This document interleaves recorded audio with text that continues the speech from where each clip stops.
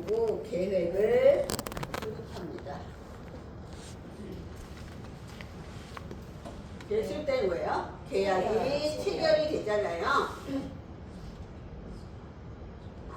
센터장이 공간에 태그를 신청해요. 계약이 체결되면 미리 할 수는 없잖아요. 그렇죠? 계약이 체결되면 공간에다 태그를 신청하면 공간에서 태그를 만들어서 줍니다. 이제 신용카드만 해. 딱 신용카드만 해. 이렇게 생겼어. 여기에 이 홍길동님은 인적사항이 써 있어요. 그러니까 이거를 이 어르신 댁에다가 어르신 그 방문에다가 딱 붙여놓는 거야. 이거를 띄면 안 돼. 띄면 안 돼요. 그래서 이걸 딱 붙여놓잖아요. 붙여놓으면 언제부터 이제 서비스가 제공이 됩니다. 이 계약이 체결되면 서비스가 제공이 되잖아요. 그럼 대상자가 있고 요양보호사가 있는데 요양보호사가 어르신 댁에 가서 안녕하세요 어르신 저 왔습니다. 그리고 이거를 여기에 휴대폰에 어플을 까는 거야. 장기 요양 어플을 깔아요. 어플을 딱 깔잖아요. 그러면 어떻게 생겼냐면 이렇게 생겼어. 310페이지. 310페이지 이렇게 생겼어요.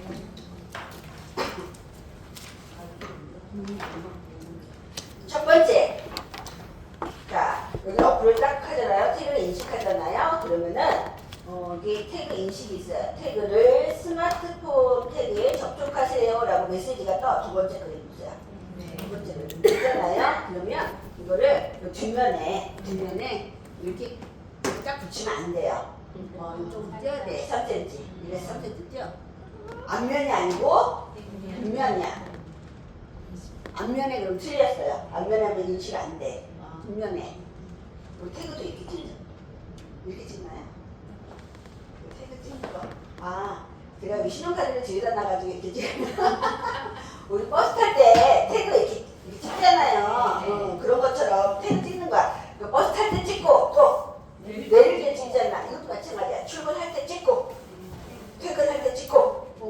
그래서 태그를 인식하세요. 태그에 접촉하세요 나오잖아요. 그리고 3번 보세요. 그걸 종류를 선택하는 거예요. 방문요양, 방문목욕, 방문간호. 제가 아까 말씀드렸잖아요. 이 방문요양, 방문목욕, 방문간호만 태그 찍는 거야. 나머지는 쓰는 거예요. 그래서 하잖아요. 그러면 서비스 시작 확인이 있어요. 방문요양 홍길동님이죠. 홍길동님의 방문요양 서비스를 시작합니다. 해가지고 네. 여기 있죠? 확인을 딱 누르잖아요. 그럼 전송이 돼요. 그러면 태그가 전송이 돼요. 실시간으로 전송된다 그랬잖아. 이게 출근이야. 출근이에요. 이게 안드로이드 폰이에요. 안드로이드.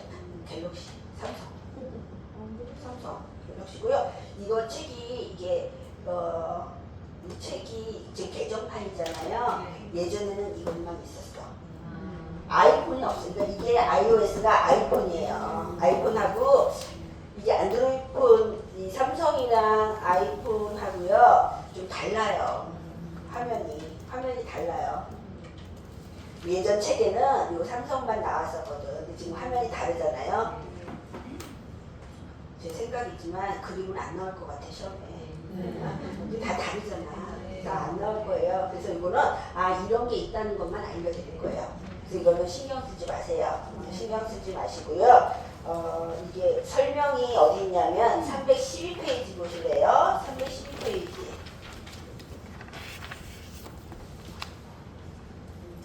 요게 이제 설명이 중요한데 그 작은 글씨 보세요. 밑에 휴대폰 그림 밑에 보시면은 시작 전송 후 최소 30분 이상 경과해야지 종료 전송이 가능합니다. 네. 그러니까 시작 전송 후에 최소 30분 이상 서비스를 제공해야 된다고. 그리고요 태그 인식 후는 10분 이내 종료 전송을 해야 돼요. 네. 찍었잖아요. 찍고 요거를 클릭을 하잖아요. 이 클릭을 하고 전송하는 시간까지가 10분이에요. 10분 이내 해야 돼요. 이게 너무 짧다고 생각하시잖아요. 원래 5분이었어요. 근데 이거 늘려준 거야. 10분으로. 10분이에요. 10분 이내에 종료 전송을 해야 되고요. 총 서비스 시간이 남은 시간으로 표시 된다 이렇게 나오잖아요. 그리고 밑에 보시면 남은 시간이 0분이 되면 종료 전송이 가능하다. 무슨 얘기냐면 뭘로 설명했지? 자, 그림이 잘 보이세요? 그림 잘 보일 것 같아요. 그림 한번 잘 안 보여도요. 제가 이런 게 있다고 얘기를 할게요. 말씀드릴게요. 이렇게 이제 로그인을 하면 태그 인식, 태그를 스마트폰에 접속하세요 그러잖아요. 그러면은 이게 딱 나오잖아. 나오면은 이제 188분이라는 거는 9시에 출근해가지고 12시까지 하면은 180분이잖아요. 근데 이게 8분이 더 오버가 된 거야. 그러니까 늦게 찍든지 아니면 일찍 와서 뭐 늦게 찍든지 해서 8분이 오버가 된 거예요. 오버가 된 거야. 그래도 돈은 8분이 안 나오고 180분만 나와. 근데 서비스는요 188분까지 다 해야 된다고. 180분을 하는 게 아니라 남은 시간이 188 이렇게 딱 나와요. 그러면은 여기서 80분을 일상생활 지원을 80분 했다고 치잖아요. 그러면은 100분이 자동으로 찍혀. 자동으로 차감이 돼버려요. 그 다음에 뭐 일상생활 지원에 뭐 50분이다 그러면 50분이 남는 거예요. 그리고 50분이 아니라 58분이 남는 거잖아. 188분이니까. 그러면은 다른 거 뭐 일상생활 지원이다 그러면 80, 몇 분 남았지 아까? 50분 남았잖아요. 58분을 하면 남은 시간이 0이 되겠지. 그러니까 0이 될 때까지 0이 돼야지만 전송이 가능하다는 거예요. 8분이 남았다고 전송이 안 돼. 그거예요. 네. 그런 말이고요. 자, 오른쪽에 보시면 313페이지. 313페이지 보시면은요. 요거는 인지활동형 방문 요약이잖아요. 인지잖아, 인지. 그러니까 몇 등급이에요? 5등급. 5등급이요, 5등급. 제가 그랬죠? 6등급은요, 6등급 인지지원 등급은요, 방문 요약 안 돼요. 방문 요약, 다른 거 아무것도 안 돼요. 뭐만 돼요? 지나간 뭐만 돼요. 그래서 여기 인지활동형 방문 요약이라는 거 5등급을 생각하셔야 돼요. 몇 등급? 5등급이에요. 치매 등급이거든요. 그래서 치매 등급은요. 맨 밑에 그림 보세요. 인지활동형 방문 요약은 종료 태그 전송 시에 인지 자극하고요. 일상생활 함께하기만 입력이 가능해요. 여기 이것도 시험에 나와요. 뭐가? 나오죠? 이거 인지 방문형 이거 나올 수 있죠? 나올 수 있지. 네, 나올 수 있죠. 책에 있으니까 제가 설명을 드린 거잖아요. 네, 나올 수 있어요. 여기 보시면 제가 그때 설명을 드렸거든. 설명을 드렸는데 64페이지예요. 64페이지. 64페이지 보시면 네 번째 칸 우리 신일정인에서 인지지원 있죠? 그래서 인지행동 변화, 인지자극하고 일상생활 함께하기 제가 여기 밑줄 치라고 말씀드렸었잖아요. 그래서 인지자극 활동하고 일상생활 함께하기가 여기 나오는 거예요. 여기 나오는 거고 그러면은 다시 313페이지 볼게요. 313페이지. 그래서 인지활동형 인지는요 5등급이야. 5등급 치매 등급. 네, 인지자극하고요 일상생활 함께하기만 입력이 가능해요. 그리고 네, 나머지는 똑같아요. 총 서비스 시간이 남은 시간으로 표시가 돼요. 네, 그러니까 총 서비스 시간이 남은 시간으로, 그러니까 분으로 표시가 돼요. 그 밑에 보시면 오른쪽에 남은 시간이 몇 분이 되면 종료 전송이 가능하다? 0이 돼야 돼. 0이 돼야 돼.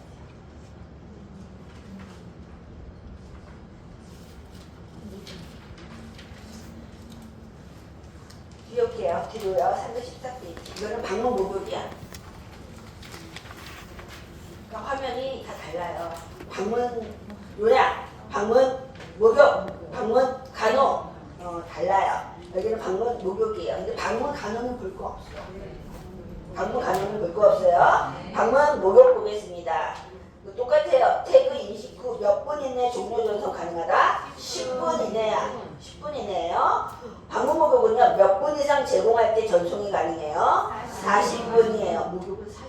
여기서 방문 목록이에요. 신체 활동에서 목록 도움이 아니라 방문 목록은 방문 목록 서비스라는 거야. 40분 이상 제공할 때 전속이 가능합니다. 그러니까 30분, 그러니까 목욕을 40분을 하려는 게 아니라 시작에서부터 마무리까지. 네. 그리고 2명이잖아요, 요양보사가. 그쵸? 그래서 2명의 요양요원 중 한 사람의 요양요원이 태그를 인식했잖아요. 그럼 다른 한 사람의 요양요원이 10분 이내에 태그를 인식하고 종료 조정을 해야 돼요. 그러니까 요양보사 선생님 2명이 갔잖아요. 그러니까 목욕이 11시에 끝났어요. 11시. 난 11시에 찍었어요. 여기 선생님 11시 10분까지 찍어야 돼. 난 11시에 찍었는데 이 선생님 12시에 찍으면 당연히 안 되죠. 그쵸? 그 말이고요. 네 번째 점 보세요. 차량을 이용하잖아요. 그럼 차량 번호를 반드시 입력해야 돼요. 그러니까 방문 목욕을 할 때요. 차를 꼭 가져와야 되나요? 방문 목욕차? 네. 차가 있을 수도 있고요. 차가 없을 수도 있어요. 네. 없으면 어떻게 하냐면은 집에 목욕탕이 있다는 거야. 이 어르신댁에 목욕탕이 있으면 차를 안 가져가도 되잖아요. 근데 이 어르신댁이 뭐 컨테이너야. 아니면 쪽방촌이야. 집에서 목욕을 할 수가 없어. 그러면 차가 오는 거지만 이 어르신 댁에 욕실이 있어요. 그러면 이 어르신 댁에서 하면 되는 거예요. 요양보호사가 2사람이 와서 하는 거예요. 그 대신 비용이 차이가 나.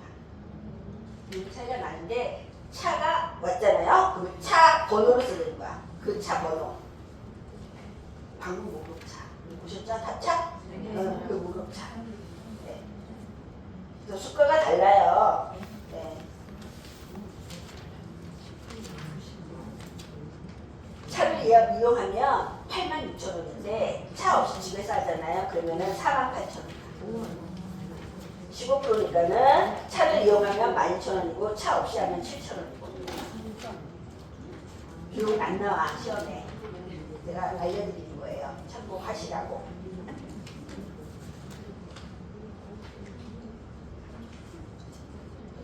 다 보셨죠? 네, 이런 게 있다 하는 거고요. 다시 앞으로 오시면 그리고 또 하나 참고로 아실게요. 태그 인식은요. 밀착 접촉하면 된다 안 된다? 네, 1에서 3cm 이내로요. 1에서 3cm 이내 범위고요. 네. 태그 접촉 시에는요. 스마트폰 어디를 뒷면을 앞면을 뒷면을 네, 접촉하는 거고요. 정서 지원 항목이 있거든요.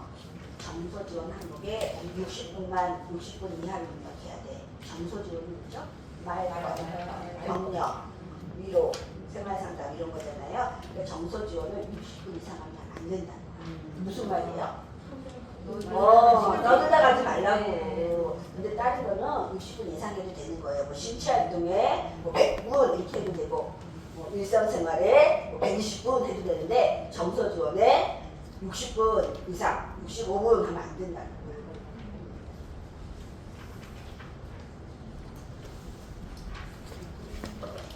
그래서 309페이지 보시면 이거 잠깐 다시 보시면요. 밑에 단가로 3분의 장교양 급여 제공 기록지 보시면요. 네.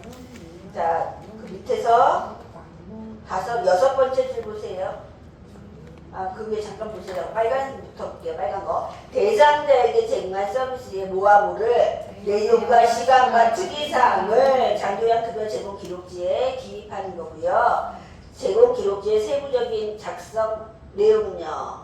방문요양 시설 등 급여 유형에 따라 차이가 있어요. 구체적인 작성 방법은 서식 뒷면에 기재되고 있고요. 장교양 급여 제공 기록지는 수기로 작성하는 거. 아까 급여 제공 기록지 보셨죠? 수기로 작성하는 방법하고 또 무슨 방법? 문서, 주파수, 인식 기술을 이용한 제가 급여 전자 관리 시스템을 이용하는 방법이 있어요. 그래서 제가 급여 전자 관리 시스템은요. 장교양 요원이 수급자의 가정을 방문하여 제공하는 3개만 돼. 3개 뭐가 있어요? 방문 요양, 방문 목욕, 방문 간호의 급여 제공 내용을 RFID를 이용하여 어디에 국민건강보험공단에 실시간으로 전송하고요. 이를 급여 제공 내용으로 인정해서요. 바로 급여 비용 청구와 자동으로 연계하는 관리 체계가 되겠습니다. 그래서 오른쪽 참고에 스마트 장교양 사용법 있잖아요. 그쵸? 네. 첫 번째 태그 신청해서 부착했어요. 사용자 사용자를 등록했어요. 스마트 장기 요약 어플을 설치하고 급여 내용을 전송하면 청구 및 심사 이렇게 절차가 되어 있고요. 그 방문 요약하고 방문 목욕은요.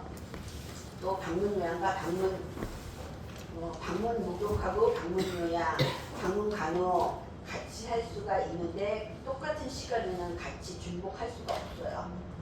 그러니까는 내가 월요일부터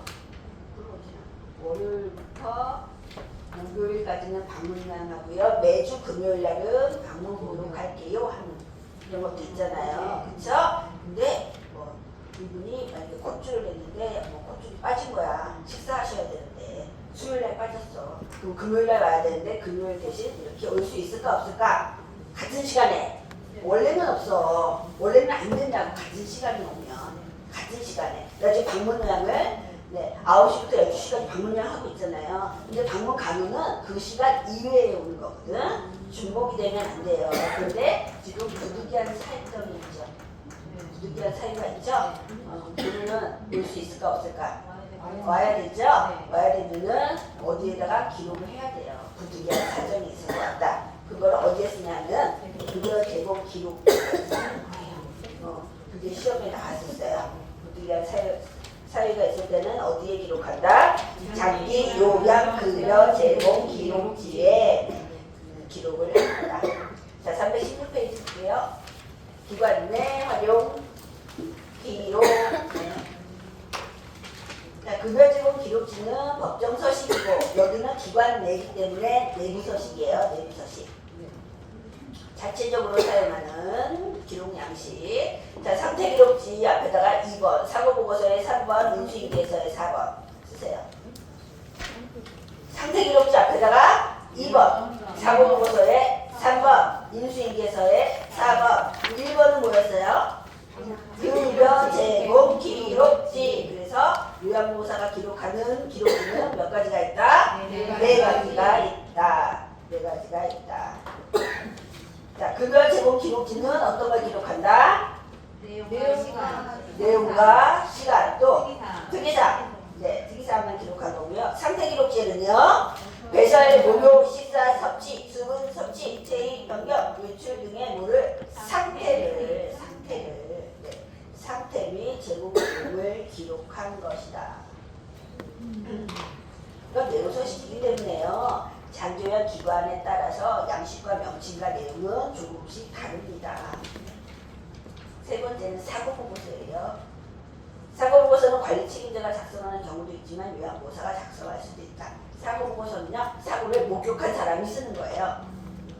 물리치료사실에서 어르신이 물리치료 받다가 침대에서 떨어졌는데 그 물리치료사가 썼지 고치도 않은 요양보호사가 어떻게 써요? 그렇죠? 네. 그 사고보고서는요, 사고가 발생한 시점에서 시간의 흐름에 따라 자, 밑줄 사고의 내용, 형과 결과에 대해서 어떻게 기록한다? 정확하게 기록한다. 기록은 정확하다.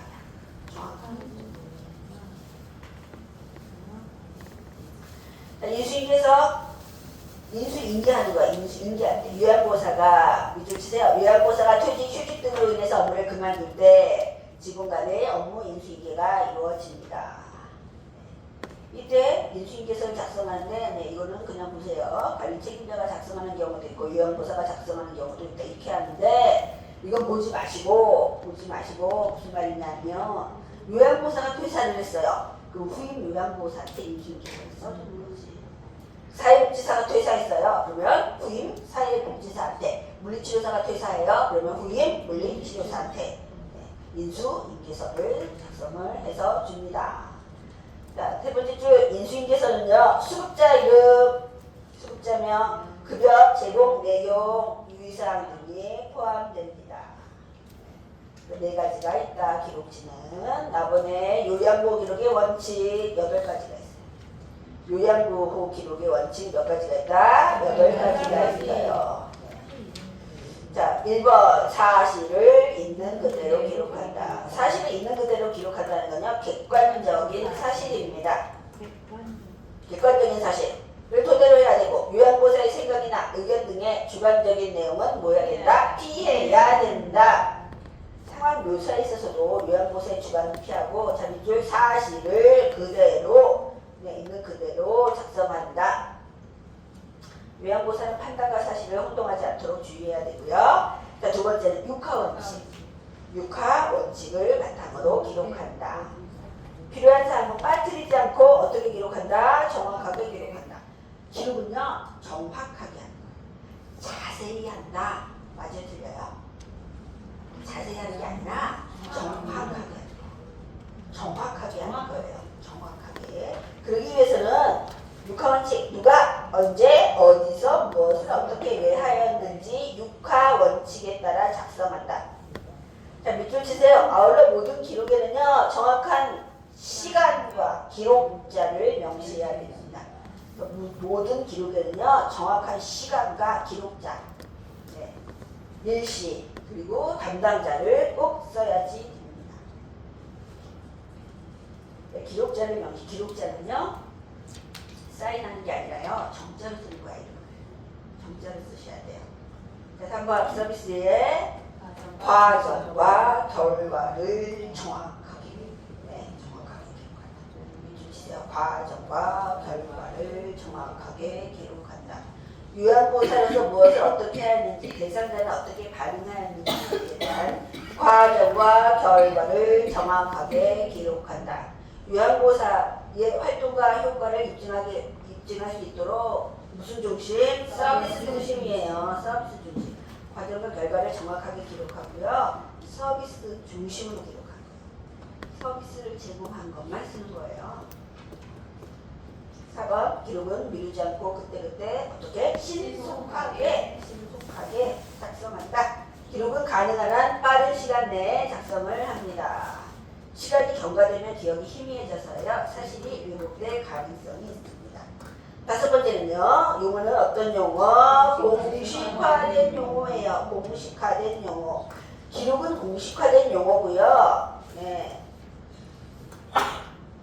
의사소통은요? 쉬운 용어. 의사소통은 쉬운 용어. 기록은 공식화된 용어. 기록은 쉬운 용어로 한다. 맞아요, 틀려요? 기록은 공식화. 의사소통은요? 쉬운 거.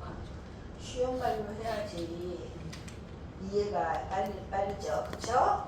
공식화된 용어 아닙니다. 기록이 공식화된 용어죠. 의사소통은 쉬운 용어예요.